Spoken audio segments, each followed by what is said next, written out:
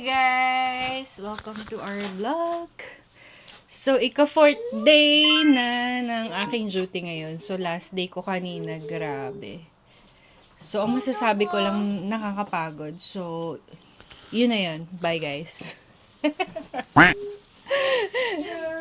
Nanalo, sabi ng asawa ko, nanalo daw yung yung work. Ay, hindi, imbalance guys, hindi siya balance. Hi! Say hi to the vlog. Hello! O, ayan, galing sila sa gala kanina ng daddy niya. So, yung asawa ko, siguro siya may balance siya ngayon, Sa akin, medyo, tagilid tayo, guys. Kasi siya, nakapaglaro siya ng basketball. Happy siya today.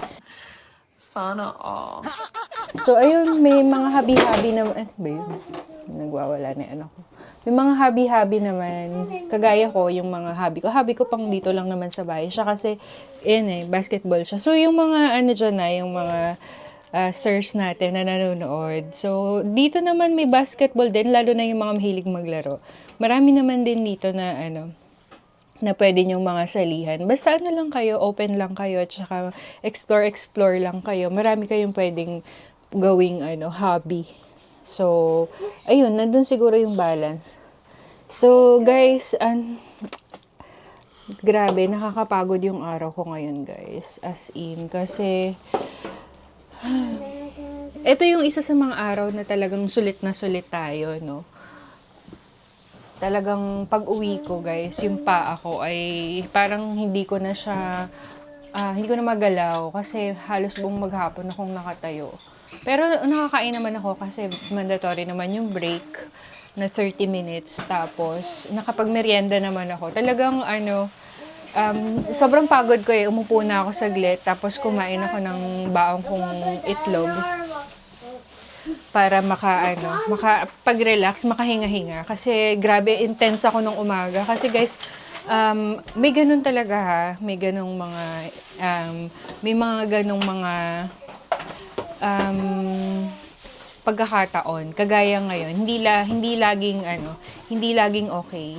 So kanina kaya naman akong pagod na pagod, guys, kasi imaginein mo 6 ang pasyente ko.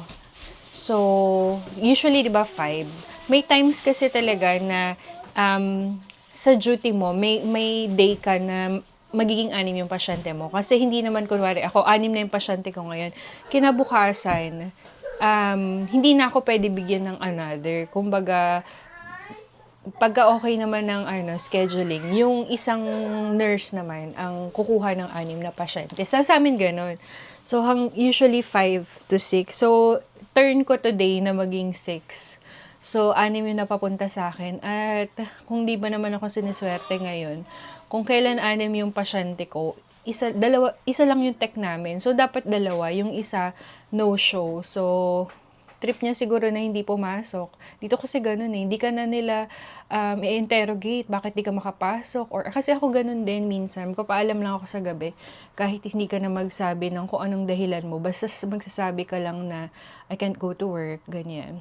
Pero siya kasi, guys, hindi pala siya nag-inform, hindi siya makakarating, kaya hindi nila agad nagawa ng paraan yung staffing. So, yun. Pero dito medyo sila, maluwag sila pagkadating sa mga ganyan, yung mga call-in call. Basta magsasabi ka lang. Kagaya ko, wala nang maraming usapan pagka sinabing hindi ka makakapasok. Yun. Pwede mo sabihin yung reason mo or pwedeng kahit wala kang reason. Okay, ganyan. Sa amin sa experience ko, ganyan. Tapos, ayun, grabe, sobrang pagod ko. As in. Pero isa pala share ko, no, yung driving, napakalaking bagay. Kasi isa sa mga bagay din na nakakapagpa-stress sa atin sa Pilipinas is yung travel natin. Di ba nakakapagod sa mga pumapasok dyan? Yung pagod ka na nga sa work, tapos problemado ka pa pauwi, traffic, ganyan. Ako naman, dahil late na ako nakauwi, di ko na masyadong problema yung traffic, kasi late na kami talagang lumalabas. Problema ko, ang hirap kuha naman ng makukuha ng masasakyan, di ba? Yung mga, joyride, mga ganyan. Means, ang hirap mag-book. Pero na-appreciate ko dito, guys, kasi syempre marunong na rin ako mag-drive. So, kahit pagod na pagod ka yung paa mo, 'di ba? Yun na lang yung gumagana. Minsan yung utak mo kahit pagod na kahit pagod na rin, at least na umaandar ka pa rin, nakakarating ka pa rin sa bahay. So, hindi mo na siya masyadong iniintindi dito. Walang traffic, ganyan. Tapos, di ka problema sa sasakyan mo, pauwi. 'Di ba? So, iyan yung isa mga nakakapagpapagod din sa atin sa Pilipinas. Pero, ayun nga, so dahil isa na lang yung tech namin, ang sistema sa amin nun, hahatiin yung mga pasyente sa divided by 2. Tapos yung ititake niya mga 12 or 13 patients. Hindi kasi pwede lahat kunin niya eh. Kasi kung ang pasyente namin is usually, ang census namin is 25 to 26 eh. So, divided by 5 nurses. So, yung isa si 6. Yung the rest magpa 5. Pero niro-rotate yung 6. Tapos, yung sa tech naman, pag tatlo, divided by 3. Pag dalawa, divided by 2. Pag isa lang, o pag mag-isa lang siya, hindi na pwede bigay sa kanya lahat yon. So, kalahati lang yung kanya doon. So, sa kada isang nurse, 2 pasyente ang may tech. So, sa akin, dahil 6 ako, yung 2 ko sa kanya, yung 4 sa akin, grabe guys, nakakapagod. Sobra. Yung, siguro iba yung makaka-relate. May mga nagko-comment dun sa mga naunang video na, na grabe ang pagod. Totoo yun, guys. So, alam niyo yun, sa umpisa pa lang. So, para ma-imagine nyo, no, kung gaano ka hectic. Kasi magbibigay ka ng meds, di ba? So, pag magbibigay ka ng meds, bago ka matapos, kasi kung wala kang tech, ikaw ang kukuha ng vital signs. Tapos, paano kung dumumi, umihi? Dahil nga mga geriatrics yun, ikaw magpapalit, di ba? Bago ka makatapos doon, gaano ka katagal doon sa bedside? Kasi ikaw lahat kasi wala namang mga bantay. Tapos isa-set up mo pa yung pagkain ng pasyente, kasi hindi naman sila mga ambulatory not unless may ambulatory. Sa akin, mostly ng pasyente ko is hindi ambulatory. Parang sa 6 na hawak ko, isa lang yung ambulatory. So, the rest, kailangan silang i-turn, kailangan mo i-set up yung pagkain. So, talagang lahat ikaw. Kaya kakapagod. Tsaka guys, hindi ko mabilang kung ilang beses ako nagpalit ng underpad, nag-change ng linen. Kasi, maya't maya, dumudumi yung pasyente. As in, tas ang bibigat nila, 'di ba? So, kailangan talaga may energy. Kaya pang 4th ko na. So, medyo pagod-pagod na rin ako. So, ayun.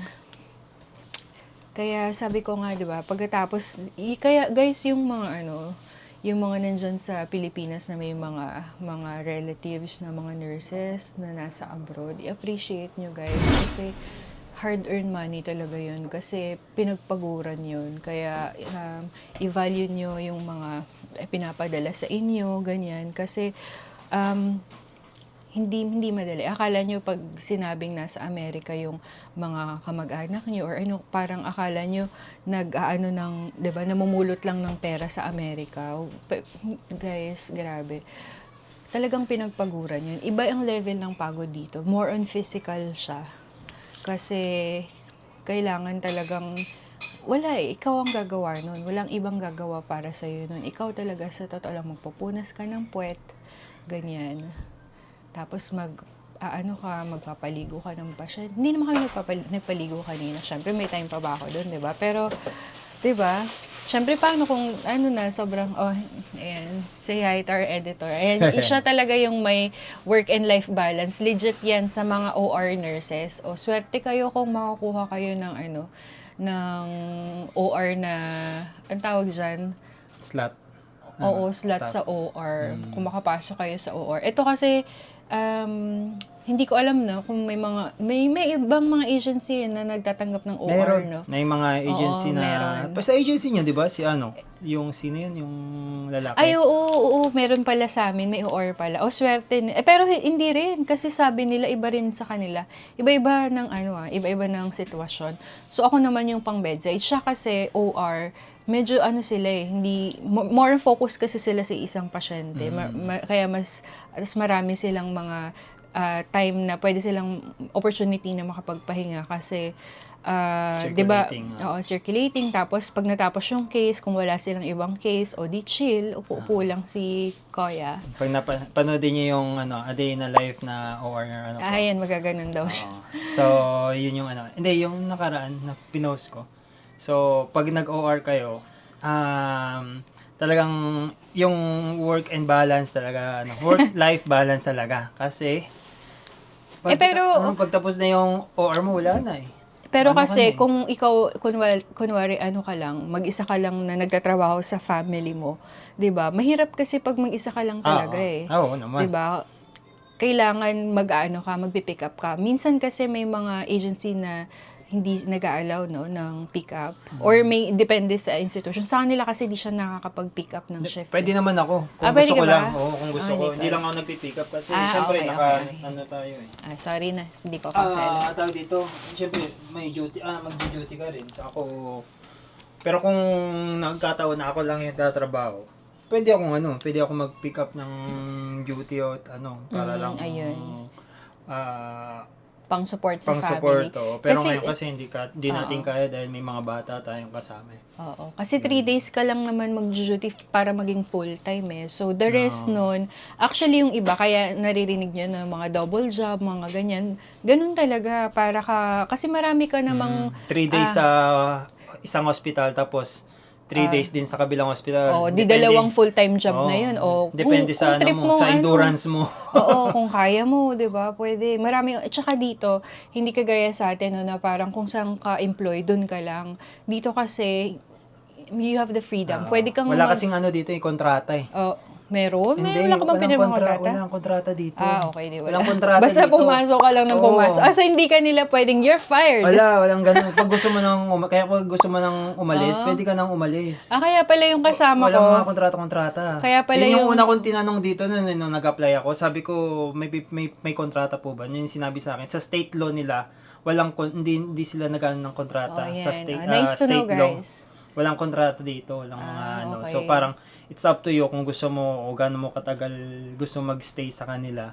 Kaya yung iba PRN, yung iba kaya siya guys, 'di ba may sign-in bonus 'yon pag na-hire ka. So yung sign-in bonus mo, hindi mo agad 'yun makukuha. Kailangan magstay ka ng certain months. Saka year. 6 months, tapos hinati nila sa dalawa. So depende sa ibang state. Sa dito kasi dalawa. 6 months and then after 1 year. Oo, hindi ko nga naramdaman yung bonus mo. Aray ko. Ng bayad na utang. Ayun, so ganun guys. So, sa mga gustong maglaro ng basketball, may mga basketball din dito. So, team. May mga team. Search lang kayo, marami naman kung saan Sige, saan bye-bye. lang. Ayun. Asa na ba ako? So, yung sa pagod ko, no? So, ganun nakakapagod yung araw ko, guys. So, papahinga na lang ako. Pero alam nyo guys, kung magpo-focus kasi kayo sa stress, sa pagod, lalo na kung wala naman kayong choice, no? Kagaya ako, wala akong choice. Kasi bedside talaga ako eh. Doon ako lalagay. Unless mako-convince nyo yung agency na ilipat kayo sa somewhere na tingin nyo mas mapapagaan yung trabaho nyo.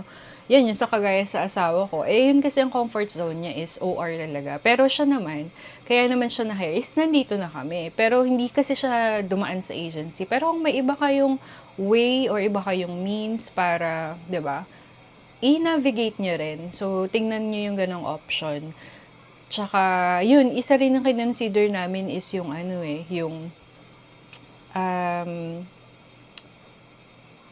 HD or dialysis nurse. So, may nakausap din ako from dialysis naman, na nakakwentuhan ko ang Filipina. Sila din, nakakapag-pick up sila. Actually, sabi niya nakakapagod din daw. So, hindi ko naman din alam yung experience niya. Pero sabi niya nakakapagod. Pero sila, nakakapag-overtime din sila. Minsan, ang duty niya nagsa 16 hours, ganyan. Tapos, ang dami niyang overtime. Kaya lang, ang problema naman, ang sabi niya sa akin is, ang laki ng tax niya. So, the more na kumikita ka, the more din na malaki ang tax niyon. So, sabi niya, parang nadala siya na pumalo yung tax niya ng $1,000. So, ang laki nun guys, 'di ba? Parang kung iisipin mo, yung pagod mo napunta lang sa tax. So, worth it ba? Pag-aaralan nyo, hindi ko rin kasi masyadong kabisado yung sa mga ganyan-ganyan, ano. Kasi, sabi ko nga sa inyo, hindi ko na masyadong iniintindi yung mga ganun na mga about sa salary, about sa tax, basta, well, ano, kanya-kanya naman tayo. Ako kasi, ayoko na magpa-stress sa mga ganyang bagay. Kasi ang dami ko ng stress. 'Di ba? Parang kailangan ko kasing, ano ba ta, i-filter yung mga pumapasok sa isip ko. Kung magpapastress, kasi wala din namang mangyayari kung magpapastress ako sa sa sweldo ko na hindi malaki, sa area ko, 'di ba? Wala na, wala, yung mga bagay na hindi ko makontrol, 'di ba? Hinahayaan ko na lang. Parang tinatrabaho ko na lang hanggat sa kasi hindi naman siya forever, hindi naman ako forever na naka-agency, 'di ba? So, yun na lang iniisip ko, tumitingin na lang ako sa mga good side, kagaya niyan, at least magkasama kami ng asawa ko, at nakakatulong siya sa akin. So, ayun. Pero guys, sobrang nakakapagod yung araw ko ngayon, kasi ilang beses ko na sinabi, paulit-ulit lang. Ayun no, nagmamadali ako lagi, kasi syempre, hindi mo naman pwedeng iwan na basang-basa yung pasyente sa ihi o kaya sa dumi. So, talagang lilinisin mo yun. Tapos, lipat ka na naman sa isang pasyente, kuha ka ng... Pero kasi ako, parang sa akin kasi ako personally, kapag ganyang na medyo intense or stressful situation, yung utak ko mas ano siya, hyper alert. So, ano na, parang nasa isip ko na, siguro pag, siguro na may experience na kayo, no? Or medyo nakakabisan nyo na yung mga galawan. Parang maano nyo na yan sa isip nyo na, ang ginawa ko kasi, dahil marami akong blood sugars, 3 sugar checks ko, tapos vital signs, di ba, importante na makuhaan mo agad sila, pre-meals yan eh. So, dapat maunahan mo. Pero hindi ka naman talaga sakto nakakarating. May times talaga na delay. Dito wala namang problema, di naman sila masyadong specific na pre-meals. Pag kumain, wait mong 15 minutes, mga ganyan. Pero kung wala kang time, kung kailan ka free, o di kunan mo na. Hindi naman, hindi masyadong critical yung mga doktor pagdating sa mga ganun. Basta bigyan mo kung anong kailangan niya, bigyan mo ng insulin kung kailangan ganun. Ako kasi, so gumawa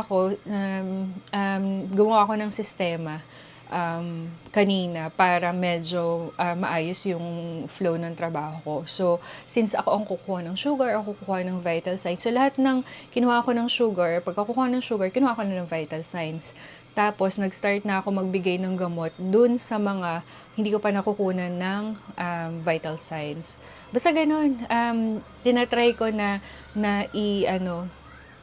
anong tawag dyan, i-bundle yung aking care para, kunwari, lahat ng pwede ko nang gagawin ko na.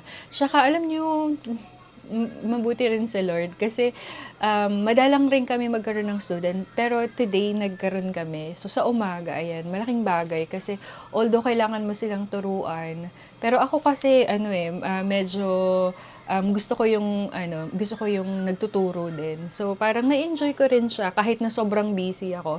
Kahit na habang gumagawa ako, so ayun, ina-explain ko kung ano yung mga ganun. So, hindi pa kasi siya makakapagbigay ng meds kasi parang second year pa lang ata sila. So, more on shadowing. So, sinusundan-sundan niya lang ako saan ako pupunta, ganyan. So, nakatulong siya sa akin, meron akong runner. Kasi wala akong help. Ako lang guys ang nagtuturn. Wala akong ibang kasama. Kasi lahat busy, diba? Lahat may pasyente. Tapos yung tech namin, busy siya sa mga hindi ko naman siya pwedeng. Pwede ka naman humingi mag-ask ng help. Pero kasi syempre, wala kang makita eh. Walang tao sa labas. Lahat namamasyente, diba? So, ayun, pasalamat ako na meron akong kahit papanong estudyante na taga-errands ko. Tapos, inaanuhan niya na rin ako ng vital signs ko dun sa ibang pasyente. Tapos, na-appreciate ko rin yung sa, manager ko na, ayun, to the rescue rin yung mga manager namin, yung charge namin, yung Filipina naming charge. So, ayun ang makagandaan pag may mga kasama kang mga Pilipino, no? Parang medyo mas gumagaan yung trabaho kasi, syempre, madaling pakiusapan, mga ganyan. So, ay yung iba, parang mga negative yung mga ano nila, no, mga naririnig kong mga comments nila. Siguro depende yan sa sa relationship nyo ng mga kasama nyo. 'Di ba? Um, Ako kasi okay naman kaming mga Filipina. Para sa akin na okay naman. Parang hindi ko naman na-experience yung sasabi ng iba na pag mga Filipino ang kasama mo, mas mahirap, mga ganyan, mga chismis, mga ganyan. Well, true, kasi talagang nagchichismisan kami. Pero kasi kami naman, guys, hindi naman kami yung parang chismisan na magaganda ang pinag-uusapan namin. Hindi naman yung siguro kaya nagiging toxic kapag sinasamahan yun ng mga negative na bagay. So, ayun. Kasi minsan tayo mga Pilipino, parang pag nakakita tayo ng Pilipino sa ibang bansa, parang, wala na tayong boundary. Kasi syempre, parang pag nalaman mong Pilipino, parang komportable ka kaagad, ano? So, parang ganun siguro. Kaya yung iba kasi syempre, minsan may ibang taong na-offend. Parang feeling mo masyadong comfortable. Yung bang kukomentan mo ng, uy, ang taba mo naman, ganyan-ganyan, di ba? Parang siguro para sa'yo, parang endearment mo lang yun or what. Pero ang sakit na pala dun sa isang tao, 'di ba? Kaya ayun guys, ang nakita ko sa mga dito, sa mga Americans, hindi sila yung kagaya sa atin na nagbibigay ng mga rude comments, mga ganun. Very sila, careful sila sa mga sinasabi nila. O sila, straightforward sila. Pero sa atin, wag natin masyadong iti-take yun as kasi straightforward sila. They mean what they say what they mean. Sa atin kasi hindi tayo straight parang papaligoy-ligoy ka. Or minsan sobra namang straight na parang nakakasakit ka na, parang hindi naman kumbaga unsolicited, yung mga ganun. Yung parang sa sobrang komportable mo, hindi mo alam na nakakasakit ka na pala. So, ganun lang. Iwasan lang siguro natin yung mga negative na mga alam mong makakasakit. So, yun. In short, iwasan natin ng magchismisan sa buhay ng may buhay. Kung nag-share, edi okay. Pero yung alam mo yun na pero, ayun lang. O para sa akin, okay yung mga kasama kong mga Filipino. Pero, ewan ko ba, ano ba pinag-uusapan natin? Di ba work and life balance? Na-share ko lang na pagod ako ngayong araw, guys. Pagod talaga ako. Kaya hindi na masyadong magana yung utak ko kasi nung nagde-drive ako, parang nakatulala na lang din ako. Pero, ayun. Awa naman ng Diyos, nakarating naman ako ng safe. Tapos, masakit yung paa ko, ganyan. So, bukas, off ko na. Tapos, ang balik ko na ulit after 4 days. So, papahinga ako ngayon ng 4 na araw. Pahinga nga ba? Kasi may mga makukulit ako Pero, ganun naman yung buhay dito. Kaya guys, hindi talaga madali. So, i-ready nyo na yung mga sarili nyo, no? So, wag naman kayo mag-expect ng sobrang comfortable. Much better compared sa Philippines. Pero iba yung hirap. Guys, nakakapagod din siya. So, ayun lang yung masya-share ko ngayong araw. Iniisip ko kung meron pa Pero, wala, ayun. Pasalamat lang ako kahit share ko pala sa inyo, guys. So, dahil nga pagod ako, so bago matapos yung shift ko, siguro naawa sa akin yung pasyente ko. Pakita ko sa inyo, wait lang. Ayan, may good patient care tayo, guys. Binigyan ko ng flowers ng pasyente ko. Sobrang ganda, grabe. Ano bang tawag dito? Stargazer ba yan? Ayan, napakaganda. Pati yung paso, napakaganda. 'Di ba? So, nakakatawa. Nakakawala ng pagod kasi, ayun, may mga nakaka-appreciate. Very appreciative ang mga pasyente dito, guys. May mga pasyente dito na wala kung ano-ano lang mga gini-gift na kaya naman din hindi tanggapin kasi syempre, 'di ba, parang hindi naman siya as something na parang simple lang. May isa kong pasyente, binigyan kong stone na may naka-engrave na courage. Tapos, may isa binigyan ko ng t-shirt about prayer. Tapos, binigyan pala ako ng book. Ayan, sabi niya, siguro akala niya mukha daw akong mukha akong studious, mukha akong nagbabasa ng book. Dito mga mahilig magbasa yung mga tao dito sa Amerika. Ayan, ewan ko kung to. Sabi niya maganda daw tong libro na to. So, sana magkaroon ako ng time na. Pero dati mahilig ako magbasa. Then, nung nagkaanak na ako, nawala na. Nawala na yung aking Basta, syempre pag nagkakaanak ka, no, parang naiiba. Hindi mo na nagagawa yung mga dating gusto mo. Pero happy ako, guys, today. Kasi, ang dami pa ring, ang dami pa ring magagandang nangyari. Kahit na sobrang napapagod ako. Tapos, ayun, parang tinatawanan na lang namin ng mga kasama ko. So, ganun. Maaga naman ako actually, awa ng Diyos. Parang mas nagiging efficient ako pagka ganong klaseng pressure. Yung ang dami mong gagawin. Kasi natapos ko agad. Tapos hindi na ako, kasi 'di ba usually it's either nurse or yung tech ang nagte-turn. So usually hindi na kami parang naghuhulaan kung na-turn na ba or hindi. Kasi mabilis. Kasi alam ko na kailangan kong i-turn lahat. Ganon. Kailangan kong ikuha ng vital signs lahat. So, ayun. So, mabilis. Ang ano ko lang doon, hindi na kami masyado nakakapagkwentuhan ng mga pasyente ko. Parang na lang, sabay-sabay, very, very light. So, napapansin din siguro nila na medyo nagmamadali-madali na ako, ganyan. Pero, wala ganun. Sa Pilipinas, ganun. Ganun ang buhay. Yung parang gusto mo sana mag-spend ng time, pero wala kang oras na ma-spend dun sa pasyente. So, ayun. Guys, sobrang pagod na ako. Yung utak ko hindi na gumagana. Kung may mga pa kayo dyan kung may mga tanong kayo or may gusto kayong natin, pag-usapan. So, i-message nyo lang. I-message nyo lang, guys. Di ko kasi, ito pala yung cellphone ko. Basa-basa tayo ng comments dito. Ay, malulubat na ako, guys. Dun sa mga previous video. So, wait. Ay. Sabi ni, nag-comment siya dito sa episode 1. Ay, today is episode 3 pala. Sabi niya dun sa episode 1, si Ansit. Sorry hindi ko masyado Ansit Will Remley. Tama ba?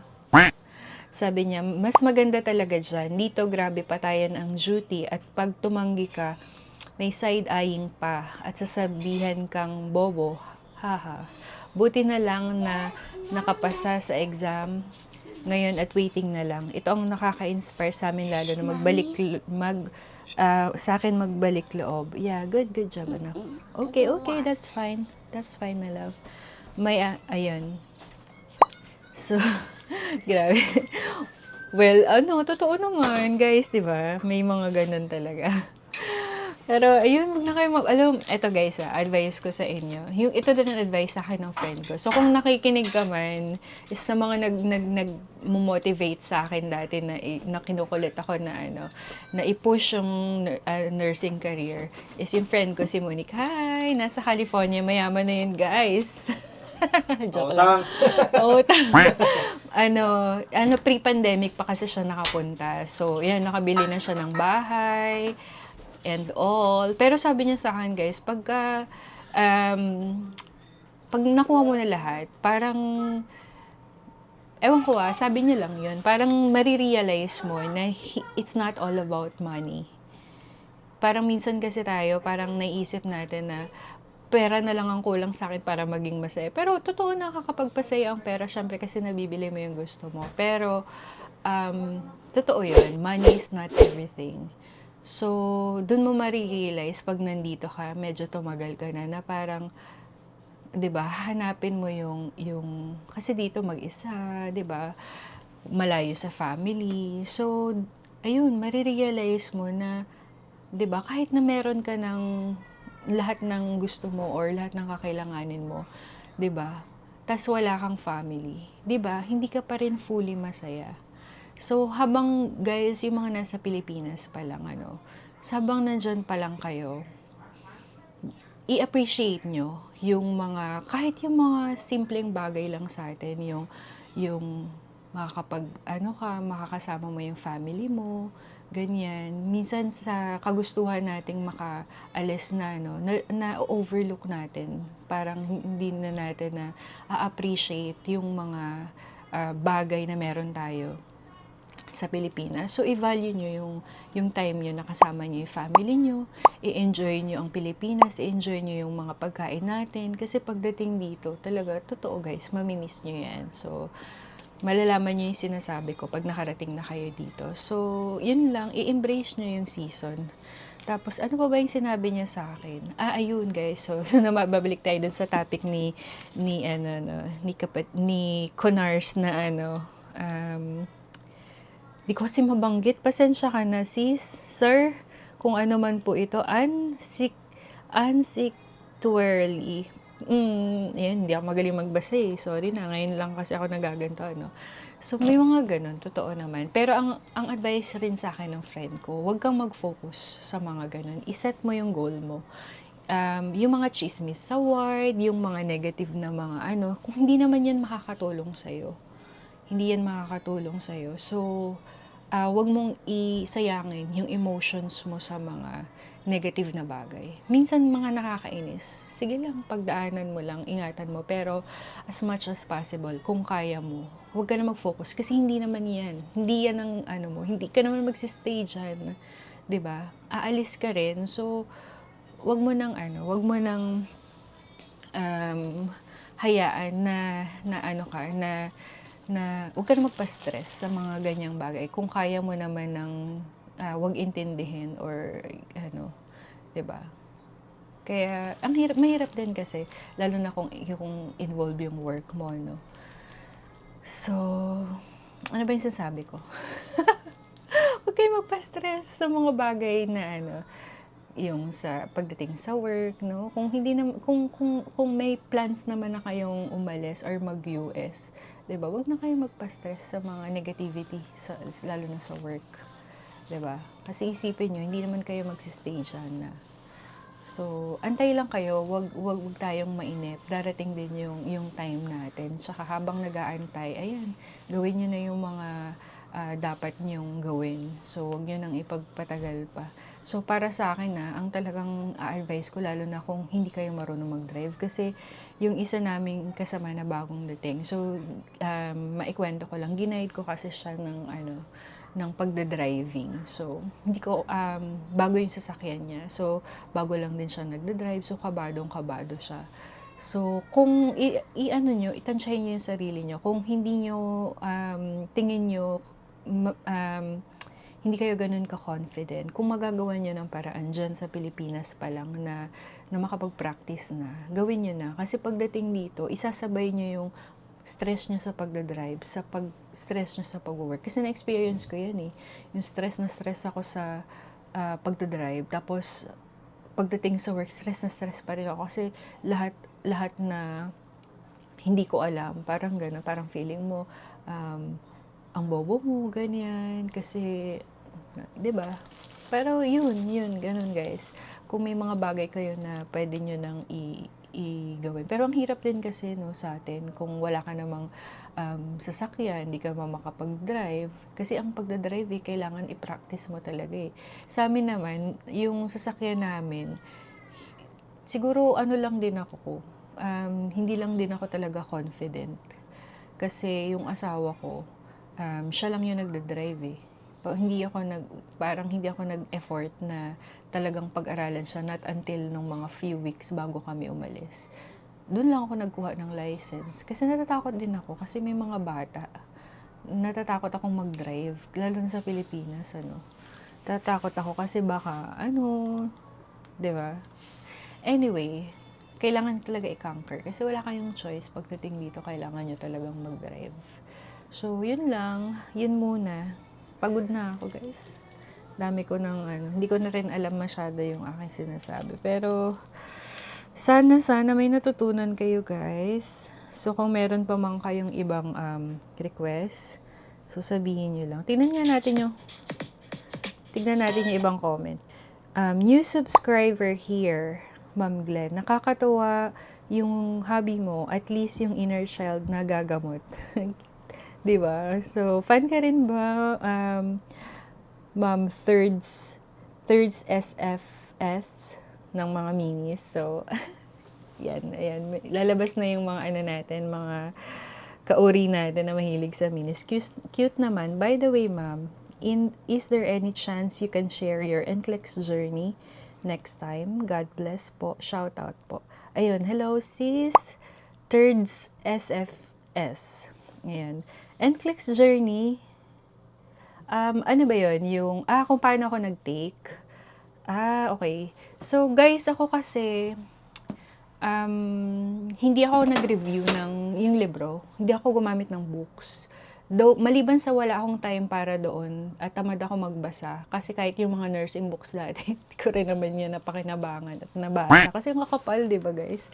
Hindi ako ganun kasipag. Nagbabasa lang ako, parang selective lang, kung ano lang yung gusto kong pag-aralan. Pero, nung nag-NCLEX ako guys, dahil wala akong time, di ba, na palagi ko naman binabanggit kung gaano kami ka-busy sa work, ang ginawa ko guys is nag-take ako ng UWorld. So, ayan, dito to. Ito yung UWorld. UWorld ay siya, question banks. So, ako kasi old generation yung aking tinake na hindi siya yung kagaya ngayon na bago, 2000. Hindi ko alam kung kailan kasi asawa ko new generation na siya. Ako kasi yung old is ang tawag dyan, may SATA, mga ganyan.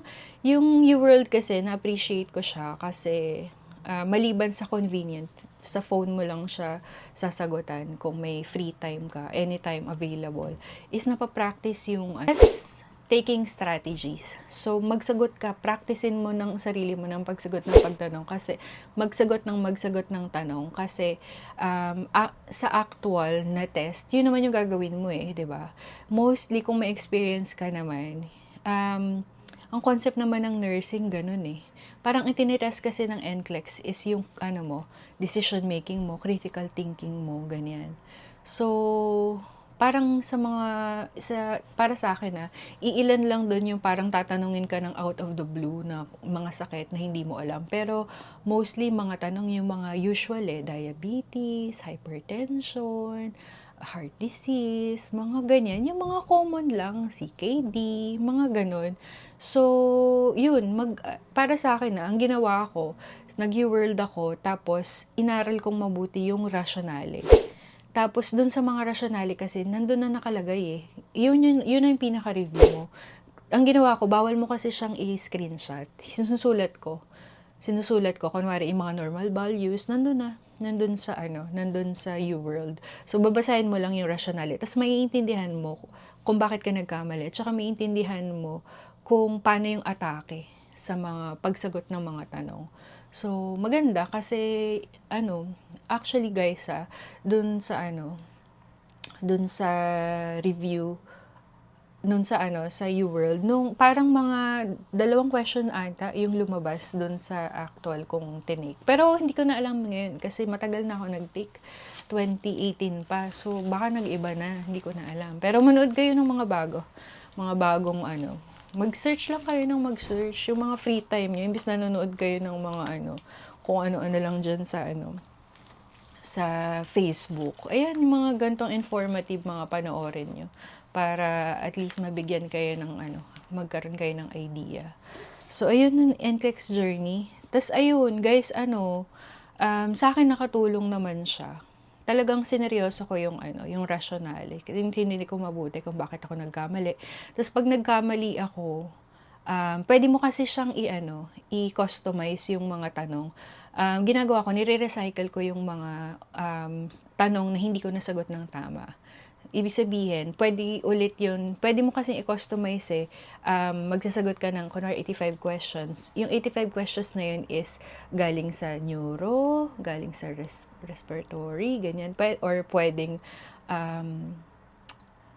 basta iba-ibang topic, pwede mo siya i-customize yung maganda. Try nyo, may free trial ang UWorld. Medyo mas mahal lang siya compared sa hindi ko kasi alam yung iba, hindi ko naman na-try. UWorld lang siya kasi Mark Klimek, yung pinapakinggan ko. So, ako kasi more on, gusto kasi yung parang nagbo-multitask. Parang yung utak ko kasi parang mas maigi nagpa-function pagka ganun. Yung may ginagawa ka, tapos at the same time, parang yung focus mo kasi, parang mas sharp yung focus mo kapag may ginagawa ka. Para sa akin ganun. So, yun, try nyo yung UWorld. Tapos, nung nag-take ako, medyo matagal ako bago ako nag-take kasi syempre hindi ako ganun ka-confident. Feeling ko hindi ako ready. Wala naman, hindi talaga ikaw magiging ready. Wala lang, nung nag-take ako, parang naisip ko, parang 1 year ata ako sigurong paulit-ulit na re-renew or hindi ko maalala talaga kung mas matagal. Tas after ng, um, nung finally nakapag-take na ako ng 2 hours lang guys. Sabi ko, eto napakatagal kong dinelay. 2 hours lang tapos yung exam. Parang, 'di ba? Sabi ng friend ko, mararamdaman mo daw na mapapasa ka na pag pahirap na ng pahirap yung questions mo.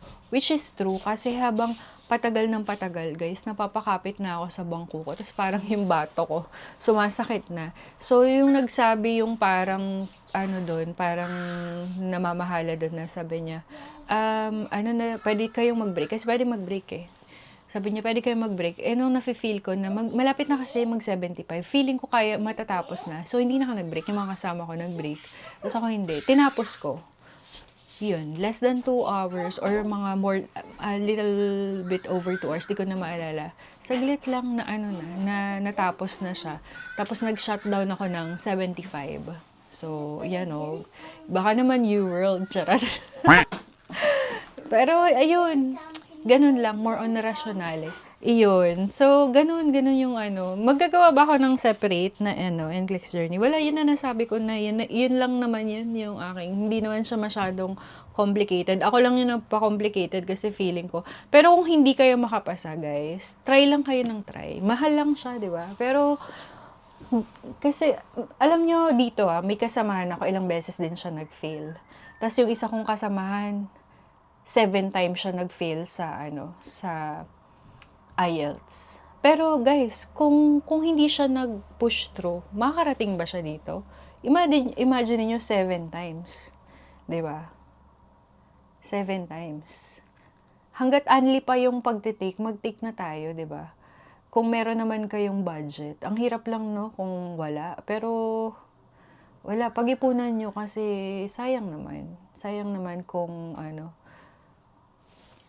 kung hindi nyo ipupush, 'di ba? Kasi 'di ba, malay nyo, 'di ba?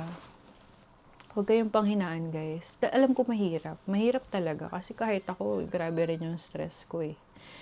Kaya ayun, pray lang kayo ng pray tapos mag-try kayo ng iba't ibang ways kung kung saan kayo mas magiging komportable, kung anong mas effective para sa inyo. Pero ayun, 'di ba? At the end, di ka naman tatanungin ilang beses ka ba nag-take, ganyan. It doesn't matter. Ang magmamatter sa huli is, di ba, makapasa ka. After nun, di ba, wala yung magtatanong sa'yo. Tsaka mas magaling ka kasi tagal mo, di ba, nag-aral. Aray ko ah! So, yun lang. Tsaga-tsagain nyo lang, di ba? Malay nyo makalusot, di ba? Hindi mo naman malalaman kung hindi mo susubukan, di ba? So, ayun. Ayun lang. Ano pa ba yung mga ibang comments? Ayun. Yun lang naman. Yun na muna sa ngayon. Hindi ko na nabasa yung iba. Pero, ayun, sana nakatulong nga guys itong aking video sa inyo. So, ganun naman ako yung mga video ko kung ano-ano lang. Kung sinabi naman ng asawa ko na ano bang topic natin is work and life balance. So, talaga minsan kung saan napupunta yung mga pinag-uusapan natin, So, anyways, ayun. Thank you for watching and i-push nyo lang, ituloy nyo lang. Kaya nyo yan, guys. Worth it talaga pagdating dito. Mahirap ang trabaho pero masarap na may oras ka, ganyan. May freedom ka na marami kang option kasi hindi ka nalilimitahan sa isang lugar. Kagaya nga sabi ng asawa ko, wala pala silang kontrata. Kaya pala yung isa kong kasama na no show today is wala. Hindi na siya, kung ayaw niya pumasok, wag. Ako naman, hindi pwede yun kasi nakontrata ako sa agency. Hindi pwede, wala kaming choice. Sila guys, may choice sila. So, ganun dito. Kung hindi mo na gusto yung working environment mo, pwede kang mag-quit na lang. Ganyan. hanap ka na lang ulit. Tas dito naman, parang hindi naman nila inuusisa kung anong previous, background mo, sa ano lang naman sa atin mahigpit no, sa Pilipinas. Yung talagang uusisain nila, bakit ka nag-resign, ultimo, ay ano ba to yung ilaw ko? Ultimo yung mga personal na bagay, tinatanong sa interview. Dito di sila ganun guys. May isa nga akong kakilala na tinanong siya bakit wala pa daw siyang jowa. Ano namang kinalaman nun sa work mo, di ba? Masyadong personal talaga sa atin, Ewan ko sa atin lang siguro mga Pilipino yun, yung ganun. Tapos isa naman, bakit ka daw nag-asawa? Ano ba yun? Bakit ka may anak na wala kang asawa? Pwede ba Aray yun, ko, guys?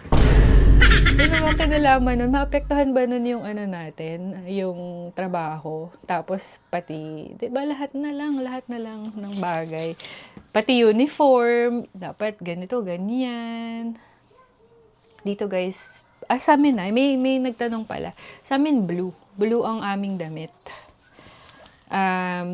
Tatanong nyo muna kung meron na kayong facility, kung anong kulay yung kanilang uniform or scrub. Sa amin kasi nung tinanong namin, royal blue. So sa Pilipinas pa lang, nakabili na kami. Sa OTG namin to binili. So mas mura to compared sa mga mamahalin dito. Pero ma-afford nyo rin yun guys. Okay na sa amin. Iba-ibang cut. Kahapon 'di ba naka tawag dyan, blue, mandarin color. Ito naman iba. So, pwede kahit yung iba nga, lang, kung ano na lang. Minsan, nagti-t-shirt lang yung iba. Basta importante, magpakita ka. Yun na mahalaga, di ba? So, yun. Thank you for watching. Mga ilang paalam ko na ba to guys? Comment nyo dito. So, yun. Bye! Thank you for watching. God bless everyone.